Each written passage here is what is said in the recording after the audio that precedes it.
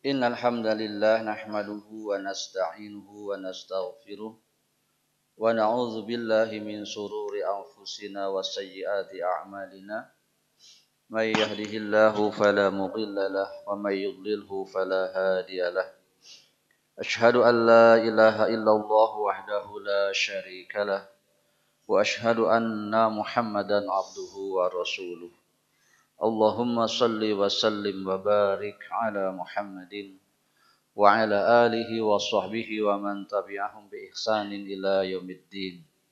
Ya ayyuhalladzina amanu taqullaha haqqa tuqatih wa la tamutunna illa wa antum muslimun amma ba'd.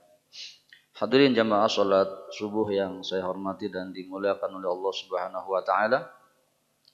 Kita sampaikan setiap hari Sabtu dan Kamis ba'da subuh ada kuliah. Jadi bagi yang rutin, alhamdulillah.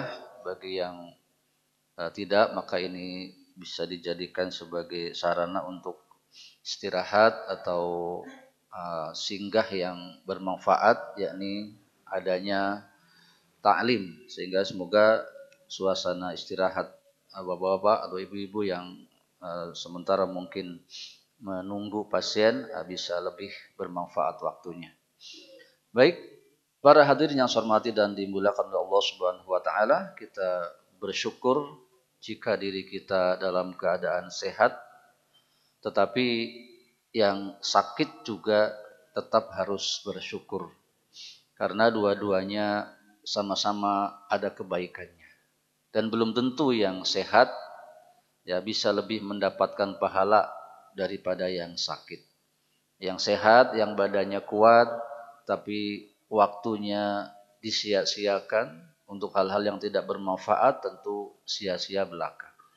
Tetapi yang sakit, jika kemudian lebih teringat kepada Allah, bisa beristighfar, kemudian berharap atas sakitnya pahala, maka itu tentu jauh lebih baik. Dan terkadang justru seseorang disadarkan teringat kepada Allah itu saat sakit. Saat sehat mah ya mangpang mengpeng ya. Apa-apa dikerjakan termasuk yang dosa-dosa. Makanan pun begitu tidak dijaga. Ya. Tempo-tempo sakit baru kerasa. Makanan yang enak menjadi tidak enak. Ya. Kita dikirim makanan kenapa enggak kemarin ya. Makanan yang enak menjadi tidak enak. Nah, demikian pula dengan hati Bapak Ibu sekalian. Hati kita ini seperti badan kita. Jadi kalau hati yang sakit dalam pengertian banyak terdapat sifat-sifat yang buruk, itu akan merasakan hal-hal menjadi terbalik. Ya. Jadi kalau kita lihat anak-anak muda yang barangkali kita katakan dengan kehidupannya yang seperti itu, sebagian tentu kita lihat salah, ya. Mereka bangga, misalkan ya, berpenampilan, ya badan digambar-gambar, anting besar-besar. Kita melihatnya apa ini? Tapi mereka malah terbalik berpikirnya. Mereka bangga dengan itu. Nah, itu yang sakit hatinya. Jadi yang baik dinilai buruk, yang buruk dinilai baik. Ya, sama dengan kita. Ini ringan-ringanan saja. Ya. Kalau kita sekarang ini merasakan nikmatnya tempat tidur, memang nikmat wayakil, ya, kekemul kene, ya, masih diselimut. Tapi kenikmatan itu sebetulnya tidak lebih nikmat dari kita berada di masjid, kemudian berzikir kepada Allah. Ya. Kalau dirasakan sama Pak nikmatnya, ya, bahkan lebih. Ya. Apalagi kalau kita benar-benar teringat Allah dan seterusnya, bersyukur atas nikmat yang diberikan kepada kita, itu jauh lebih nikmat daripada yang tadi. Ya. Di rumah, ya, di harudung sarung, di simut. Ya. Baik, itu sebagai pembuka dan kemudian sholawat dan salam semoga terlimpah kepada kita, kepada Nabi Muhammad SAW, keluarganya, sahabatnya, dan kita sekalian sebagai umatnya. Baik, bahasan kita adalah Al-Quran. Nah, sebelumnya kita sampaikan, enggak Pak? Ya, yang ada keperluan dipersilahkan ya. Nah, ini kajian nyantai, jadi yang ikut-ikut, yang tidak masalah. Ada satu hal yang perlu diketahui oleh non-Arab ya, orang-orang ajam kata mereka, kita yang bukan orang Arab, bahwa yang pertama tidak semua orang Arab itu fasih. Ya. Jadi orang-orang Arab luas ya. Kalau negeri Arab itu Saudi Arabia itu tidak luas, tapi yang berbahasa Arab itu luas. Ya. Ada Mesir, ada Sudan, ya. Libya, termasuk sebagian Ethiopia, itu berbahasa Arab. Ya. Bangsa-bangsa seperti Aljazair dan seterusnya itu berbahasa Arab. Ya. Dan di antara orang-orang yang berbahasa Arab tidak semua fasih, khususnya untuk masalah baca Quran. Oleh karenanya jangan dikira orang Arab tidak belajar Al-Quran atau membaca Al-Quran, sama. Ya, semuanya belajar. Ya. Kalau kita ibaratkan, kenapa anak-anak kita yang Sunda suka bingung dengan pelajaran bahasa Sunda, padahal orang Sunda. Sama seperti saya Jawa, itu termasuk pelajaran yang paling tidak disukai pelajaran bahasa Jawa. Karena tingkat kesulitannya tinggi. Ya, nah, seperti itu. Maka orang Arab juga demikian. Ya. Dan siapa yang lebih belajar, maka dia bisa lebih fasih. Termasuk orang Indonesia. Maka kalau di kancah internasional, mana lebih banyak sering dapat menang perlombaan-perlombaan? Orang kita, Pak. Orang Indonesia. Ya. Itu lebih banyak yang menang. Baik zaman dulu MTQ yang seperti itu, yang dibaca panjang-panjang begitu. Zamannya Kiai Haji Muammar ZA yang terkenal, kasetnya sampai berpuluh-puluh ya, edisi. Itu zaman itu pun menang. Nah, sekarang ini zamannya bukan kayak gitu. Jadi kalau perlombaan di tingkat internasional itu sifatnya tahfidz, menghafal disertai kefasihan yang sekedarnya, tidak dipoles-poles. Jadi suara biasa saja. Itu juga beberapa kali juaranya dari Indonesia. Kenapa? Ya itu tadi, siapa yang lebih kuat belajar, nanti hasilnya akan di atas yang lain yang tidak belajar. Nah, itu dia maksudnya kenyataannya bahwa orang-orang Arab juga belajar Al-Quran. Ya, khusus mengkaitkan bahasa mereka dengan Al-Quran. Supaya lebih baik itu seperti apa. Ya. Makanya di kalangan para sahabat Nabi, yang diperintahkan mengajarkan Al-Quran tidak semuanya. Dipilih beberapa orang saja. Ya. Baik pun demikian dengan Rasulullah SAW. Sebagai seorang Nabi, yang berasal dari bangsa Arab, proses dari awalnya itu sudah diarahkan kepada agar beliau bisa bicara dengan fasih. Ya.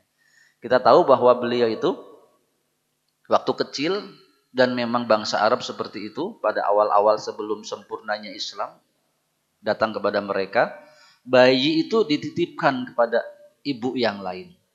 Ya, tidak disusui oleh ibunya sendiri. Dan rata-rata yang menyusui itu orang kampung. Ya, makanya ketika Nabi kita Muhammad SAW lahir, itu berbondong-bondong orang-orang dari daerah lain masuk ke kota Mekah untuk mengambil bayi. Nah, salah satunya yang terambil adalah bayi bernama Muhammad, yang kemudian menjadi Nabi dan Rasul, yang disusui oleh ibu yang bernama Halimah, yang dikenal Halimah Asy-Sya'diyah. Dibawa ke kampung maksudnya agar juga bahasanya tertata, bahasa kampung, ya, fasih dan bagus. Jadi dipersiapkan seperti itu sampai kemudian terbukti wahyu yang turun kepada beliau adalah terkait bahasa, yaitu bahasa Al-Quran yang dari bahasa Arab. Baik, itulah Bapak Ibu sekalian. Maka apalagi kita yang orang bukan Arab, ya.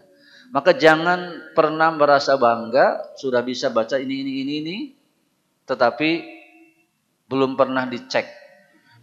Ya, benar enggak nih bahasaan saya? Ya, karena yang kita ucapkan sekali lagi bukan bahasa sendiri. Jangan jauh-jauh lah. Ya. Orang Jawa yang tidak banyak belajar, duki kadiu, ya bicaranya begitu. Ya Sunda tapi Jawanya nggak hilang gitu. Nah, sama orang Sunda bertahun-tahun di Jawa, ya susah ya, kalau tidak belajar. Tetapi yang belajar, punten sepertos abdi, ya, itu abdi teh Sunda, Jawa ya. Tetapi karena belajar, insya Allah nyario Sunda ge lemes. Tujigo gitu. Tujiga ya, tidak seperti Jawa lagi karena kita mempelajari. Baik. Tentang Al-Qur'an harus seperti itu. Nah, maka Al-Qur'an dulu, tajwid dulu. Ya, ini bahasan pertamanya. Jadi kita kan mengenal ada ilmu tajwid. Maka kalau kita tidak tahu, ya, tidak tahu maka tidak mau memikirkannya.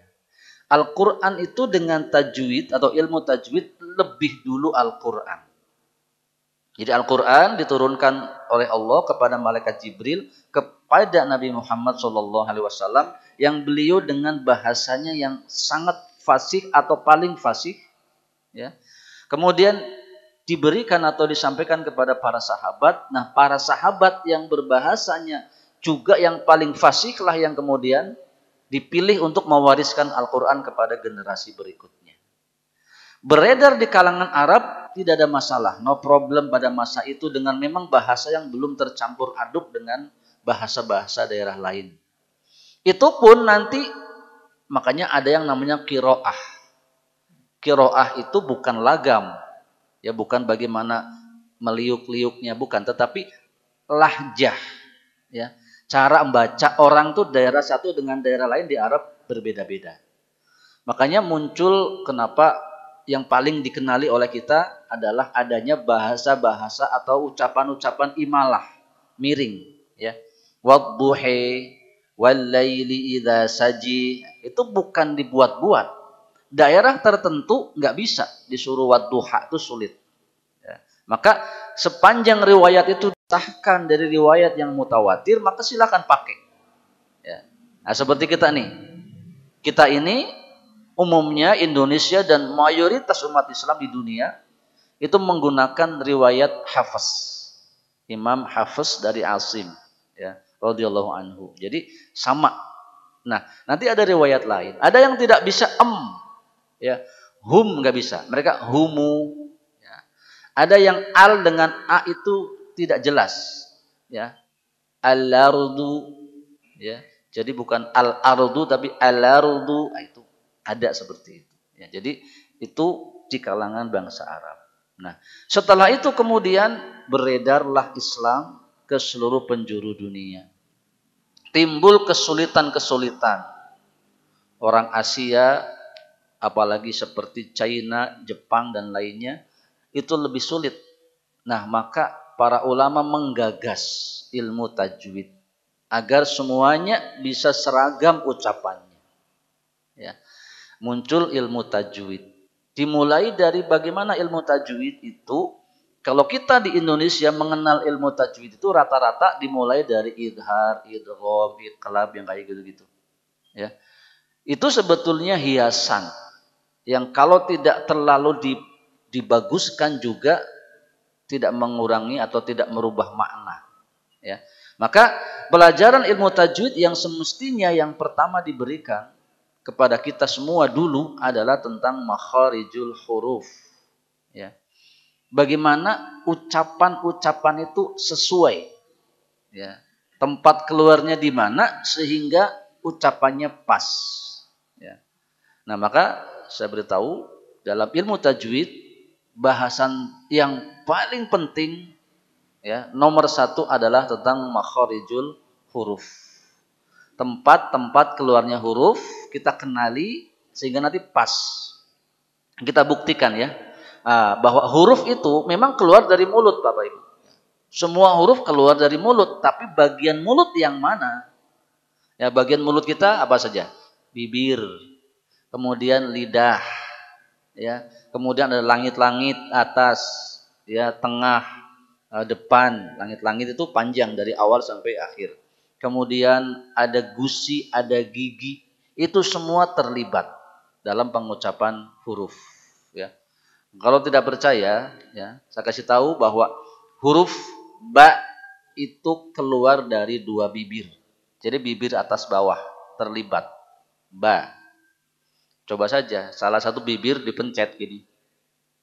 Nggak bisa bilang ba. Ba. Ya. Nggak bisa. Atau teorinya huruf ba itu bibir mesti ngatup rapat. Baru bilang ba. Tapi dia nggak mau, saya nggak mau merapatkan bibir. Ya silakan, bilang ba kalau bisa. Nggak bisa. Nah, ini maksudnya. Ya.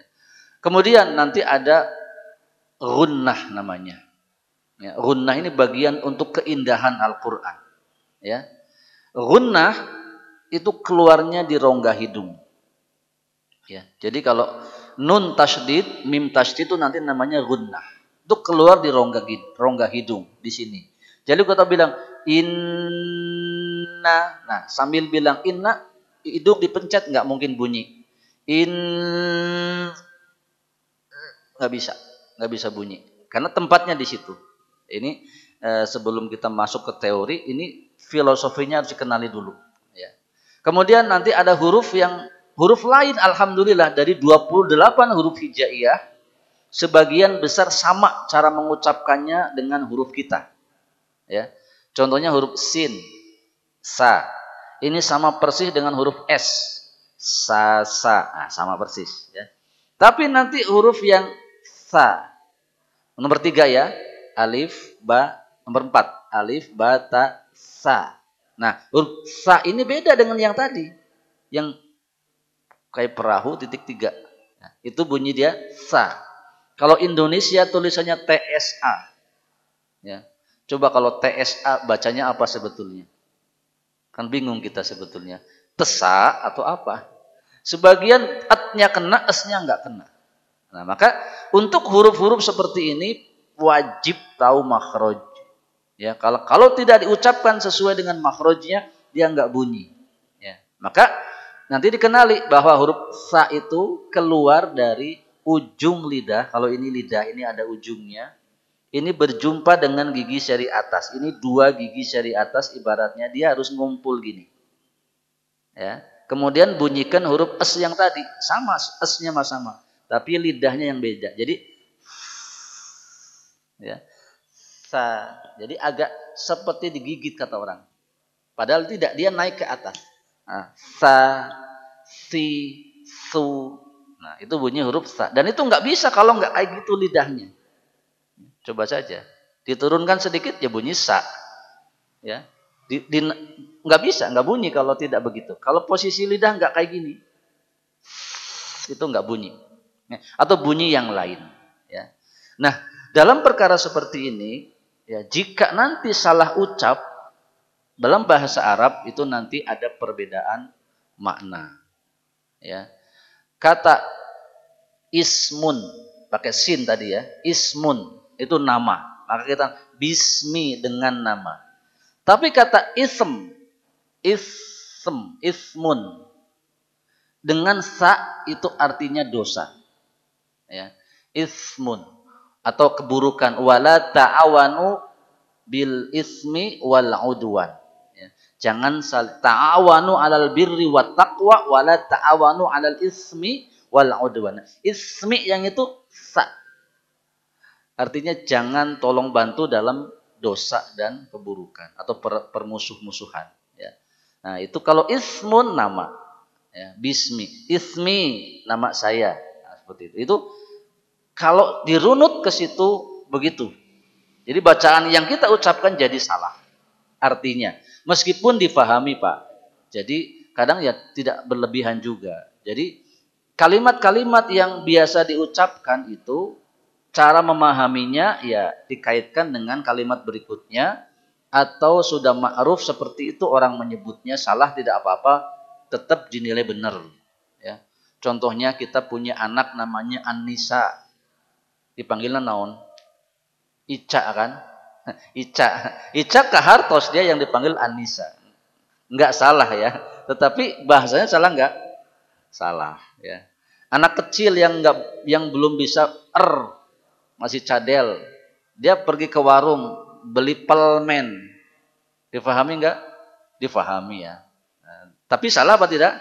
Salah ya. Nah, kita juga baca Quran begitu, jadi jangan terlalu horor. Oh, kalau begitu Pak Ustadz saya nanti dosa, masih banyak huruf-huruf yang salah. Insya Allah kalau memang tidak disengaja dan atau belum banyak belajar, itu diampuni oleh Allah Subhanahu wa taala. Tapi kalau dinilai salah, kalau ikut lomba pasti kalah. Karena perlombaan itu menilai satu huruf demi satu huruf. Itu saja bedanya. Jadi kalau memang ucapan itu tidak disengaja, seperti kata alhamdulillah, alhamdu dibaca alhamdu, salah. Alhamdu segala puji, alhamdu segala kehancuran, kesakitan. Dengan ha beda. Rabbil alamin, ya, dengan Rabbil alamin beda. Kata alam itu alam semesta, tapi alam apa artinya? Alam itu tidakkah? Alam taro kaifa, tidakkah engkau tahu bagaimana Tuhanmu berbuat, itu alam. Jadi kalau alam itu a dengan lam, apakah tidak? Diterjemahkan tidakkah dalam bahasa Indonesia. Tapi alam ini, alam itu ain. Kemudian nanti ada alim, ada alim. Pakai a dengan pakai ain beda. Alim pedih.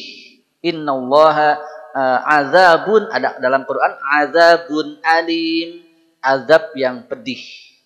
Sami'un alim, maha mendengar lagi maha mengetahui. Ini perbedaan-perbedaan kecil-kecil seperti ini tidak dirasakan yang pertama oleh orang yang tidak belajar. Ya. Nah, kemudian tentu maksudnya bukan nyalah-nyalahin orang. Ya, maksudnya kita harus paham bahwa ini adalah bahasa orang lain. Ya, bahasa Arab yang mesti pengucapannya disesuaikan. Baik, itu filosofinya kenapa muncul ilmu tajwid. Jadi ilmu tajwid berasal dari jawwada. Yujawwidu tajwida. Ya. Artinya membaguskan, menyesuaikan, ya, dari ucapan-ucapan kita dengan ucapan yang semestinya. Ya.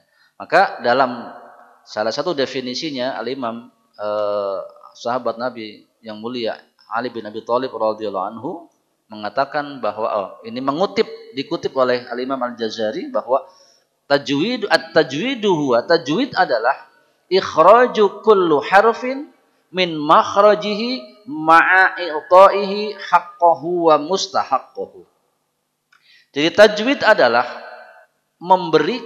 mengucapkan huruf sesuai dengan tempat keluarnya, dari tempat keluarnya yang benar, dan memberikan hak dan mustahaknya. Ya. Jadi huruf-huruf itu punya hak. Kalau kita punya hak tidak diberikan kan nuntut Pak ya. Nah, seperti itu. Jadi hak huruf itu nanti diantaranya ada sifat huruf. Ada tebal, ada tipis. Ada kalau ketemu jadi beda. Ya. Nun mati ketemu a, nun tetap. Ya. Man, amana, nunnya tidak berubah. Tapi nun ketemu ketemu ba beda. Min ba jadi mimba, nah itu mustahak, ya, hak dan mustahaknya begitu. Jadi dia punya kedudukan-kedudukan yang harus kita pahami. Ini semua muncul dalam ilmu tajwid. Ya. Dan pengalaman saya mengajarkan ilmu tajwid, saya sendiri merasakan mudah, ya, dan kemudian berusaha memudahkan. Tetapi kebanyakan orang merasa susah. Ini masalahnya. Yang belajar Pak merasa susah. Apalagi yang tidak belajar, itu dia masalahnya. Baik. Itu sebagai pembuka, maka berikutnya nanti sedikit demi sedikit kita sampaikan secara rinci bab-bab dalam ilmu tajwid. Baik, hari ini kita membahas atau membaca surah Al-Qari'ah. Yang lalu kita At-Takatsur. Sekarang surah Al-Qari'ah. Jadi Al-Quran itu, bapak-bapak sekalian, tidak penting tulisan-tulisan yang di dalam Al-Quran itu tidak penting. Yang penting Bapak Ibu hafal, tetapi sesuai dengan apa yang tertulis di sana. Ya. Jadi saya nggak bisa baca Quran Ustaz. Ya nggak masalah, yang penting hafal semuanya. Hafal semuanya dan benar semuanya. Jadi nggak masalah. Jadi kumaha baca Quran tidak melihat mushaf, sebagaimana siapa? Rasulullah Shallallahu Alaihi Wasallam. Maka Rasulullah kalah sama kita dalam sisi itu. Beliau nggak bisa baca, tapi kita eleh oleh beliau. Kenapa? Beliau hafal semuanya itu. Jadi seperti itu. Nah, makanya nanti kita dituntut hafalan kita itu sesuai dengan apa yang ada di Quran. Dibuktikan bagaimana? Setelah baca dia bisa nulis. Ya. Jadi orang bisa baca, ada yang tidak bisa nulis karena nggak ngerti tulisannya seperti apa. Karena hafalannya tidak cocok. Ya. Baik, itu yang kita inginkan. Nah makanya seorang guru yang mengajar, ya, salah satu ujiannya dia mengajar dengan tidak melihat. Muridnya melihat gitu. Muridnya ngelihat Quran, gurunya nggak lihat Quran. Ya. Nah, sehingga diketahui kapasitas sang guru apakah dia memahami atau tidak yang diajarkan. Ya. Baik. Surah Al-Qari'ah pendek-pendek saja, kebanyakan kita hafal. Kita bahas satu persatu. A'udzubillahi minasyaitonirrajim. Bismillahirrahmanirrahim. Ayat 1 bunyinya dia Al-Qari'ah.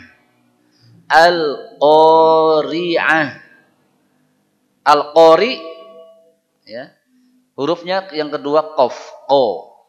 Huruf qaf beda dengan kaf. Tidak al-qa, ko. Kalau itu maka dikasih o, ko. Ini mah hurufnya qaf. Seperti Al-Qur'an. Dia kalau orang Jawa nyeklok. Al-qa, al-qa. Nah, itu bedanya. Bukan al-qa. Kalau al-qa itu kaf dikasih o. Ini ya o. Ya. Kemudian ri, huruf ro biasa, sama. Kemudian ahnya ini yang banyak tidak tahu. Kalau kita baca al-qari'ah, ini pakai hamzah, a. Yang benar a. Al-qari'ah. Huruf terakhir bukan ha tapi ha. Agak gede dikit. Al-qari'ah. Al-qari'ah. Begitu. Ya. Al-qari'ah. Salah. Ya. Salah besar. Karena huruf terakhir itu huruf H. Dan huruf H ini, saya kasih tahu, huruf yang mesti kerasa. Tapi kebanyakan tidak kerasa. Kalau mengucapkan huruf H. Ya. Contohnya Bismillah. Saya bilang Bismillah. Ada nggak huruf H-nya? Nggak kerasa kan? Nggak kedengaran kan? Tapi orang bilang oke lah. Tapi salah besar itu. Bismillah. Itu baru ada. Alhamdulillah. Itu ada. Kita kalau zikir gimana? Alhamdulillah, alhamdulillah, alhamdulillah, alhamdulillah. Subhanallah, subhanallah, subhanallah. Itu semua zikir akhirnya ha. Alhamdulillah, subhanallah, la ilaha illallah. Itu ujungnya semuanya ada huruf ha. Kalau tidak dibaca bagaimana? Itu tulisan Allah. Tulisan Allah hakna hilang. Yang nggak jadi Allah. Ya. Makanya zikir itu nggak bisa cepat-cepat, Pak. Desainnya zikir itu tidak bisa cepat-cepat. Kalau cepat-cepat hilang satu huruf. Subhanallah, subhanallah, subhanallah, subhanallah. Huruf haknya nggak ada. Subhanallah, subhanallah, Pak. Mestinya subhanallah, subhanallah, subhanallah. Ya, alhamdulillah, alhamdulillah. Jadi zikir itu settingan tulisannya nggak bisa dibaca cepat-cepat. Sesuai dengan anjuran berzikir memang pelan-pelan. Ya, jadi huruf H, ya perhatikan. Baik, setelah saya, Bapak Ibu silakan ikuti saja. A'udzu billahi minasyaitonir rajim. Silakan. A'udzu billahi minasyaitonir rajim. Bismillahirrahmanirrahim. Bismillahirrahmanirrahim. Al-Qari'ah. Ayo. Baik. Sekali lagi. Al-Qari'ah. Ayat kedua sama, cuman ditambahin ma. Mal-Qari'ah. Kalau kesulitan bagaimana mengucapkan ain? Ain itu eng, Pak. Eng, nga. Tapi tidak keluar nga, yang keluar a. Jadi ngawahannya eng, keluarnya a. Kudu ngawahan eng. Kalau nggak ngawahan eng nggak jadi. Jadinya a. Cobian. Lagi. Lagi. Nah, gitu. Ya. Rabbil alamin. Enggak boleh Rabbil a, enggak boleh. Ini juga sama. Mal qari'ah. Ayo. Nah, yang ketiga sama. Tambahin wa ma adraka. Huruf dal mantul. Wa ma adraka mal qari'ah. Ayo. Wa ma adraka mal qari'ah. Baik. Yauma, enggak boleh yau, tapi ya. Huruf ya sempurna diucapkan fathahnya. Ya. Ditambah waw sukun. Yau bukan yau. Yauma. Yauma. Yauma yakunun nasu kal faroshi. Ini dia hurufnya shin. Farosil, farosil salah. Faroshil. Kemudian mabsus yang tadi. Mabsus itu pakai sa. Bukan mabsus. Mabsus. Coba. Mabsus. Coba asus. Jadi kalau huruf sa itu digunakan dalam bahasa kita yang S itu jadi aneh. Asus jadi asus. Jadi mabsus. Yauma yakunun nasu kal farashi. Itu masyin. Farashil mabsus. Yuk. Yauma yakunun nasu kal farashil mabsus. Wa takunul jibalu kal ihni juga ain. Bukan ihni tapi ihni pakai ain. Ihnil manfu. Jangan mampus. Manfu. Huruf af ya, orang Sunda kesulitan. Dia suka ditukar dengan ap. Pa, bukan fa. Fi, fu. Manfus. Huruf terakhir shin. Manfush. Ya. Jadi mampus itu gitu. Mampus itu mah kita es. Manfush. Ya. Taib. Apa tadi deh? Yauma. Yauma yakunun nasu kal farashi. Farashil ma. Itu lain. Watakunul jibalu kal ihnil manfush. Yuk. Watakunul jibalu kal ihnil manfush. Baik, kita sampai di situ saja ya, 3 ayat atau 5 ayat ya. Yang pertama, perhatikan al-qari'ah. Huruf ain, huruf ha. Kedua sama, maknya tinggal tambahin ma, mal qari'ah. Sama.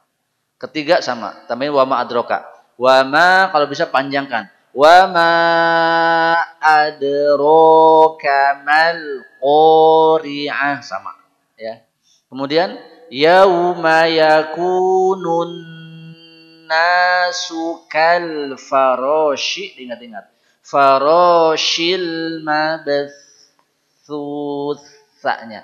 Sus. Kemudian watakunul jibalu kal ihnil manfush. Shin.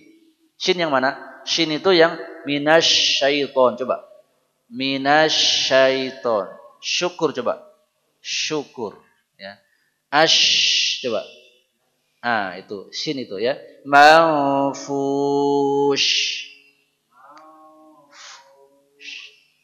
Baik, saya baca sekali lagi.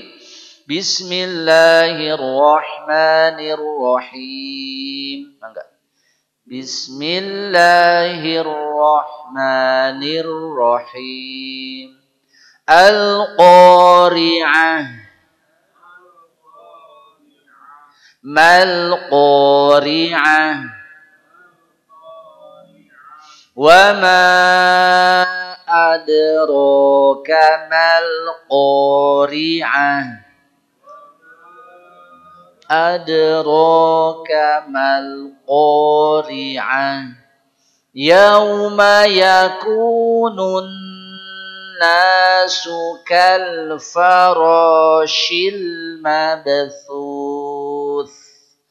Yauma yakunun nasu kal farashil mabthuth.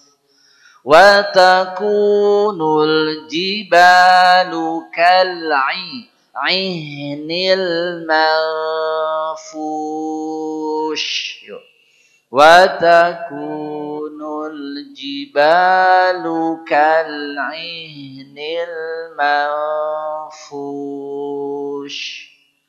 Baik, sampai di situ. Ayat-ayat ini berbicara tentang situasi hari kiamat. Tidak semua situasi hari kiamat keadaannya digambarkan dalam satu surat, tetapi dalam banyak surat. Ya, kalau nanti setelahnya di atasnya ada surah Az-Zalzalah, sama bicara tentang hari kiamat, lebih kepada guncangannya. Ya, guncangan hari kiamat itu seperti apa? Nah, ini Al-Qari'ah berbicara kondisi alam khususnya manusia ketika hari kiamat terjadi. Ya, maka terjemahnya sama, Al-Qari'ah, hari kiamat. Mal qari'ah, apakah hari kiamat itu? Wa ma adraka mal qari'ah, dan tahukah kamu apakah hari kiamat itu? Tiga kata sama dengan penekanan beda-beda, maksudnya agar ketahuilah situasi hari kiamat itu, agar teringat dan bersiap diri menghadapinya atau amal-amal yang kita persiapkan setelahnya. Nah, digambarkan pada ayat berikutnya, yauma, pada hari itu, maksudnya pada hari kiamat itu, yakunun nasu, keadaan manusia. Ya, kalau az-zalzalah guncangannya. Kalau ini keadaan manusianya seperti apa?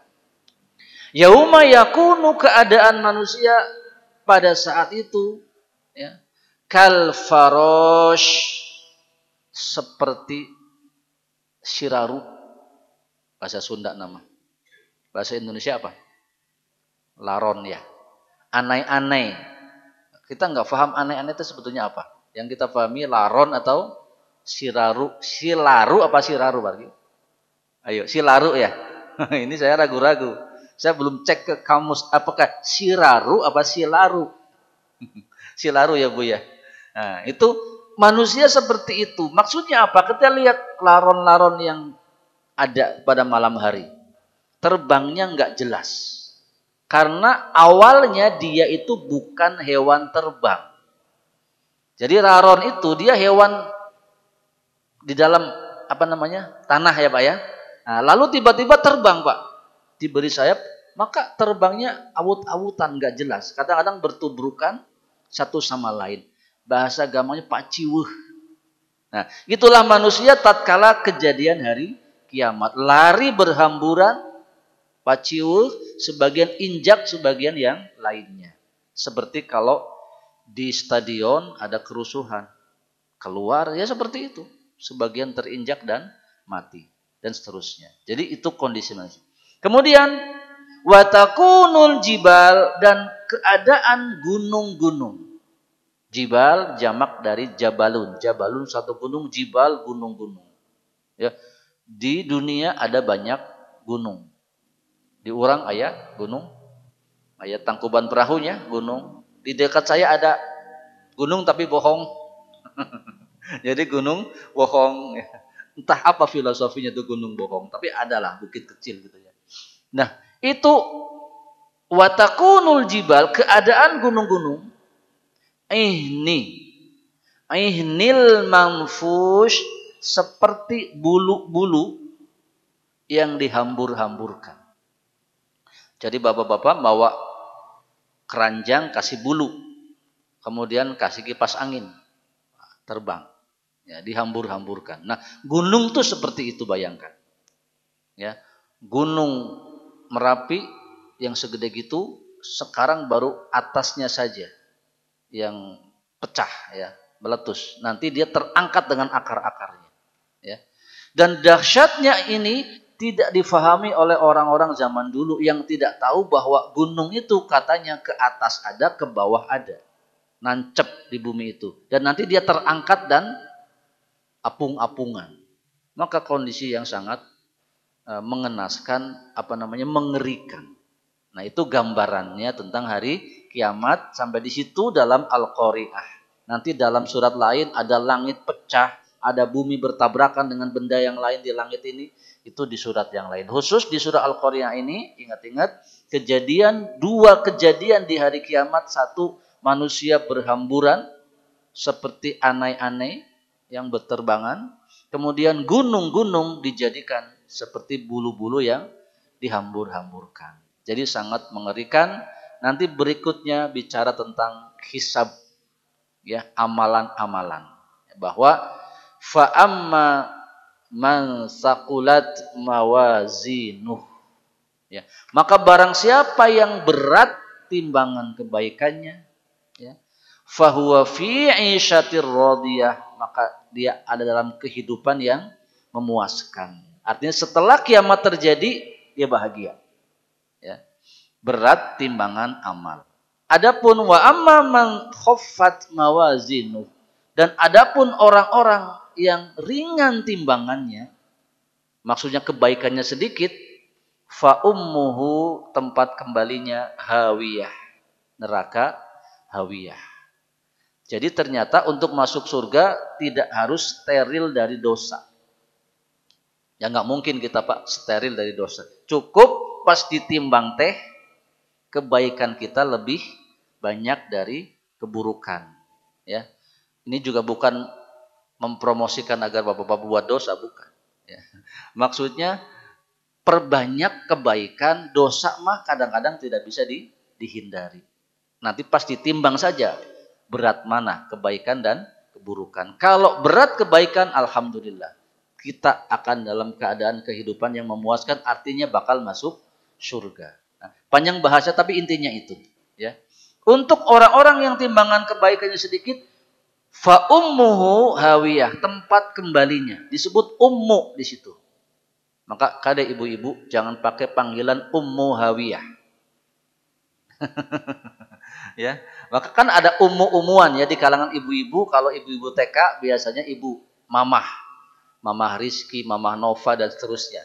Tapi di kalangan orang-orang ngaji pada pakai ummu Pipik misalkan, ummu Khadijah misalkan. Nah, itu kade ulah ummu hawiyah. Ya, kalau ummu hawiyah neraka, ya. Maka ibu-ibu perhatikan tempat kembali. Jadi jangan pakai nama Ummu Hawiyah, jangan jadi Ummu Hawiyah. Maksudnya apa? Jadi ibu tapi di rumahna matak haredang kanu di jero bumi. Ya, suami enggak kerasan, anak enggak kerasan gara-gara ibunya Ummu Hawiyah. Ya, ini kepada ibu-ibu mohon maaf, ya. Jadi mestinya ibu-ibu itu menjadi surga bagi keluarganya, ya. Baik. Fa ummuhu hawiyah wa ma adraka ma hiya, dan tahukah kamu apa itu hawiyah atau neraka hawiyah, ya, yakni narun hamiyah, api yang sangat panas. Maka mari dengan kita mengetahui surah Al-Qari'ah ini kita bersiap diri, ya, intinya banyak-banyak lakukan kebaikan, ya. Adapun dosa berusaha dihindari, tapi ya namanya manusia tetap akan kena sedikit sebanyak, ya. Hanya satu pesan yang sama sekali mesti benar-benar jangan sampai terjadi, yaitu dosa syirik kepada Allah Subhanahu wa taala. Bahaya. Kalau sampai tidak tobat tidak mungkin diampuni. Tapi dosa-dosa lain Bapak Ibu sekalian, ya, sampai yang terberat membunuh, ya. Kalau tidak sampai tobat itu bakal diampuni. Satu saat ketika kita sudah selesai dibakar di dalam neraka, selesai masa hukuman, Kalau tidak ada syirik bisa masuk surga. Tapi kalau ada syirik kepada Allah, tidak akan diampuni dan kekal di dalam neraka. Ya. Innalladzina kafaru min ahlil kitabi wal musyrikin fi nari jahannam khalidina fiha. Orang-orang yang kafir dari kalangan ahlul kitab, dari orang-orang musyrik, masuk neraka jahanam kekal di dalamnya. Tapi kalau tidak musyrik, kemungkinan besar akan dinaikkan ke atas surga setelah selesai masa hukuman di neraka. Tapi ya itu tadi, jangan juga pikiran begitu. Ya sudah, kalau begitu saya banyak-banyak dosa. Nanti juga bakal masuk surga kalau sudah selesai masa hukuman. Masalahnya neraka itu tidak ringan. Ya. Kata Nabi SAW, siapa orang diletakkan bara api di telapak kakinya, melepuh otaknya. Maksudnya terbakar semua ya. Dan masa waktu dunia dan masa waktu akhirat itu berbeda. Di dunia sehari 24 jam, ya itu ke arah sana ya. Di akhirat satu hari sebanding dengan 1000 tahun, atau ada yang makan 50.000 tahun dan seterusnya. Baik, jadi berat. Jadi tetap ya, kita beramal baik, berdosa, ingat tobat, beramal baik lagi, seterusnya seperti itu, sehingga yang diinginkan akhir hayat kita adalah husnul khotimah. Sekitar itu, semoga bermanfaat. Dan ini untuk yang belum tahu bahwa di sini memang ada kajian, jadi pami ayeuna mah nengok besuk ngajaga nu sakit, kadang-kadang sekali-sekala silakan menyengaja khusus datang dari rumah ke masjid Dustira ngaos ya. Insyaallah ada 2 hari, Kamis dan Sabtu ya. Insyaallah hari Kamis kita bahas hadis ya. Dan setelah ini ditayangkan di YouTube ya, nanti oleh Pak Riki, jadi ditonton di YouTube. Cari saja Masjid Nurul Iman Rumah Sakit Dustira. Ada banyak listnya ceramah-ceramah, bukan dari saya saja ya. Ya kayaknya yang terbanyak saya, karena saya seminggu 2 kali khususnya subuh ya. Tapi yang lain juga ada. Ada pengajian Rabu siang ditayangkan juga, kemudian khutbah Jumat dan acara-acara khusus dari DKM. Silakan dicek di YouTube-nya Masjid Nurul Iman Rumah Sakit Dustira. Pelajaran yang tadi ada insya Allah setelah diupload. Dan untuk murojaah. Jadi kunci kesuksesan dalam belajar, tekun dalam belajar, kemudian murojaah. Murojaah itu mengingat kembali. Ya, kalau ada tayangan kita lihat tayangan, kalau ada buku, kalau nyatet dilihat catatan. Kita kan nggak nyatet ya, bakatku pinter ya teh. Ya. Baik, semoga dimudahkan oleh Allah Subhanahu wa taala. Mohon maaf atas segala kekurangannya. Subhanakallahumma wa bihamdika asyhadu an la ilaha illa anta astaghfiruka wa atubu ilaik. Assalamualaikum warahmatullahi wabarakatuh.